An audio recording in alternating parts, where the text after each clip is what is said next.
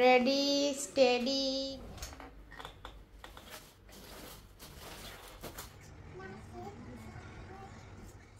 যে প্রচণ্ড পরিমাণের গরম পড়েছে, এই গরমে যে কোনো কাজ করাই আসলে অনেক বেশি কষ্টসাধ্য হয়ে পড়েছে। মানে কোনো কাজ হাতেই ওঠে না, এরকম একটা অবস্থা। সারাদিন মনে হয় ঘুমাই আর বিশ্রাম নিই। আসসালামু আলাইকুম, কেমন আছেন আপনারা সবাই? আশা করছি আপনারা সবাই খুব ভালো আছেন। আলহামদুলিল্লাহ, আমরাও না বেশ আছি। আর এখন ঘড়িতে ঠিক বাজে সকাল 7টা। আর আজকের ভিডিওটা এই তো 7টা থেকেই আপনাদেরকে সাথে নিয়ে শুরু করছি। আশা করছি ভিডিওটি আপনাদের খুব ভালো লাগবে। আর আজকে জানেন তো উঠেছি কিন্তু আমি ওই তো আরও অনেক সকালে, প্রায় তখন কয়টা বাজে, 5টা বাজে। তো তখন উঠেছি 5টার সময়। ঘুম থেকে ওঠার পর মোটামুটি আপনাদের ভাইয়ের জন্য খাবারটা রেডি করে দিয়েছি। তো ওর খাবার মানে ওর লাঞ্চ মেনুটা রেডি করে দিয়েছি আর কি। তো ওর লাঞ্চ রেডি করে দেওয়ার পরে মোটামুটি ও চলে গিয়েছে।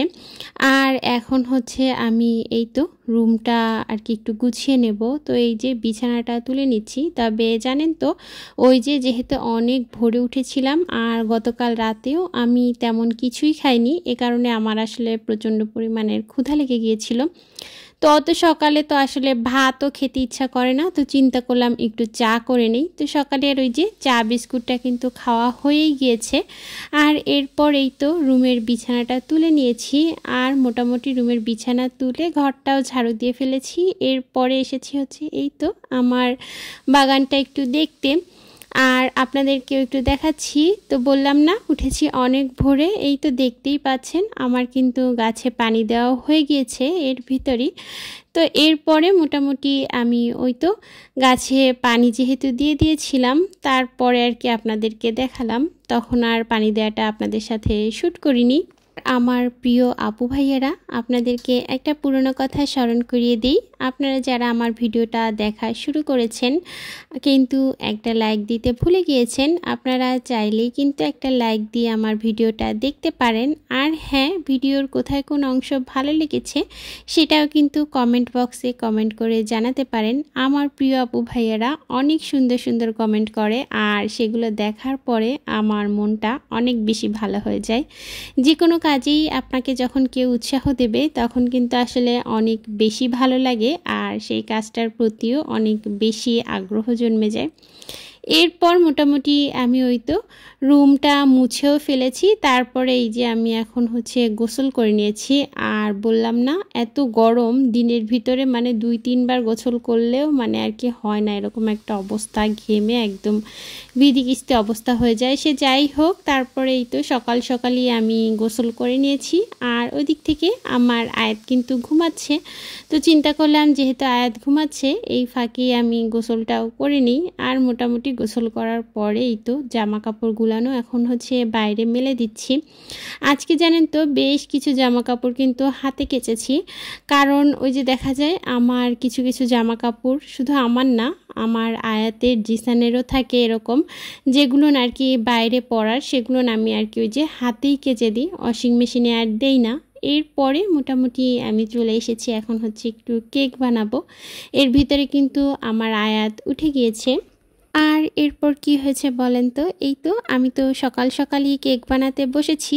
আর আজকের দিনটা কিন্তু ছিল শুক্রবার।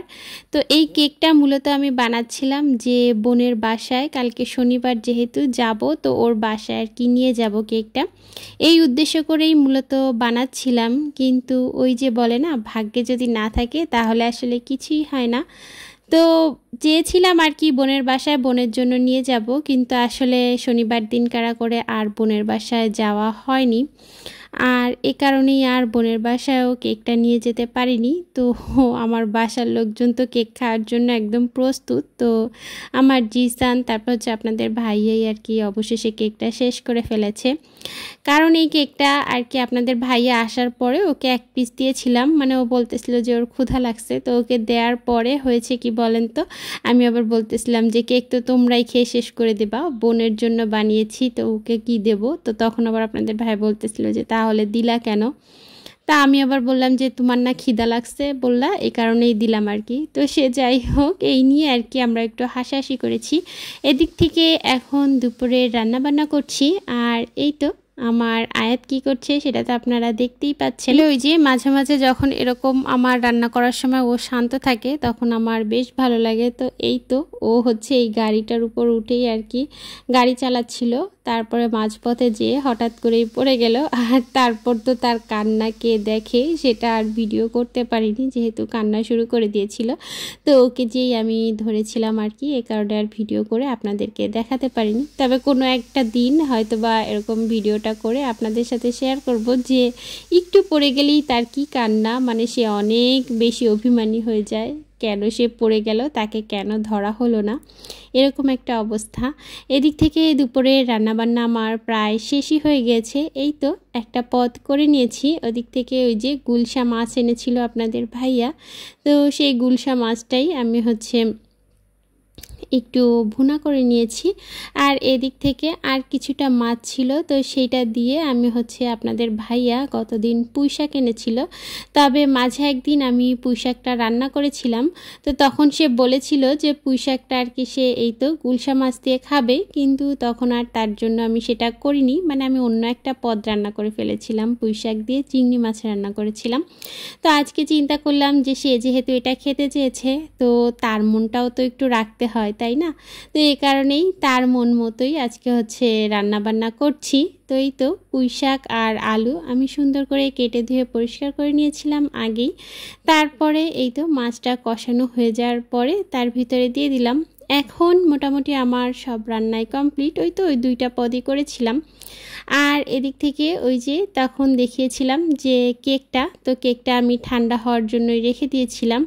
আর দেখেন কি একটা সমস্যা হয়েছিল, মানে এই যে বেকিং পেপারটা, তো সেটা আর কি একটু আমার মানে ছোট করে কাটা হয়ে গিয়েছিল, আর ওই যে একটু বাইরে পড়ে গিয়েছিল, মানে বেকিং পেপারের বাইরে আর কি। তো সেখান থেকেই এই যে কেকটা ওইখান থেকে একটু ভেঙে গিয়েছিল। আর কেকটা কিন্তু অনেক সফট হয়েছিল, এই যে সেটা তো দেখেই বুঝতে পারছেন, কি আর বলবো। আর ওদিক থেকে ভাতও তো উঠিয়ে দিয়েছি, ভাতটা মোটামুটি হয়ে গেলে আমার দুপুরে রান্নাবান্না কিন্তু শেষ। এই যে এরপরে আমি হচ্ছে চিন্তা করলাম যেহেতু বোনের বাসায় এটা নিয়ে যাব, তাহলে বক্সের ভিতরেই কেননা ভরে রাখি। এই যে বক্সে ভরে আমি হচ্ছে এটা তো এখন কেকটা পুরোপুরি ঠান্ডা হয়ে গেছে, তো ফ্রিজে রেখে দিয়েছিলাম। কিন্তু পরবর্তীতে তো আর বোনের বাসায় যাওয়া হলো না। তো সে যাই হোক, এরপর এই যে আপনাদের ভাইয়া বেশ কিছু বাজার নিয়ে আসছিল, তো সেই বাজারগুলো আমিও দেখতেছিলাম আর আপনাদেরকেও দেখাচ্ছিলাম। এদিক থেকে আপনাদের ভাইয়া ওই যে বেগুন নিয়ে আসছে। বেগুনটা আমি আনতে বলেছিলাম, কারণ ওই যে বললাম না গুলশা মাছ আজকে কিছুটা রান্না করেছি আর কিছুটা রেখে দিয়েছি, ভেবেছি আলু বেগুন দিয়ে মাছটা রান্না করব। ওই মাছটা আসলে খেতে অনেক বেশি মজা হয়েছিল।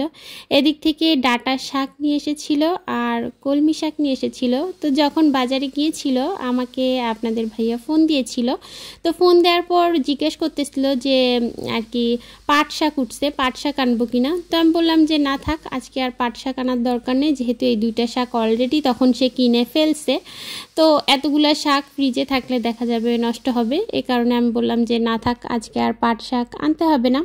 এরপর এই তো আলু নিয়ে এসেছে আপনাদের ভাইয়া, কারণ আপনাদের ভাইয়া এর পরের সপ্তাহে আর বাজারে যেতে পারবে না। এটা দিয়েই আমাকে মোটামুটি 2 সপ্তাহের মতো চালাতে হবে, কারণ যেহেতু ছুটি পাবে না, আর ছুটি না পেলে আসলে কিভাবে যাবে বাজার করতে। আর ফ্রিজে তো মাছ মাংস আছেই। আর এরপর এই তো এদিক থেকে কলমি শাকও নিয়ে এসেছিল, আর এই শশাগুলো না আপনাদের ভাইয়া খেতে খুব বেশি পছন্দ করে, তো এই কারণেই শসা নিয়ে এসেছিল। এদিক থেকে কিছুটা ভেন্ডিও নিয়ে এসেছিল, আর ওই যে আঙ্গুর নিয়ে এসেছিল, সেটা হচ্ছে জিসানের জন্য আর আয়াতের জন্য। মানে আমি অত বেশি একটা ফ্রুটস পছন্দ করি না বলতে করিই না, আপনারা দেখবেন আমি কিন্তু খুব বেশি একটা ফ্রুটস খাই না কখনোই। তো জিসানের স্কুলে দিয়ে দিব আর আয়াতকেও দিয়ে দিব আর কি। এদিক থেকে আমি হচ্ছে আলু আর পেঁয়াজগুলো যে ঝুড়িতে রাখি সেই ঝুড়িতেই আমি হচ্ছে রেখে দিচ্ছিলাম। আর আজকের ভিডিওটা এই পর্যন্তই। আপনারা সবাই খুব খুব খুব ভালো থাকবেন। আল্লাহ হাফেজ সবাইকে।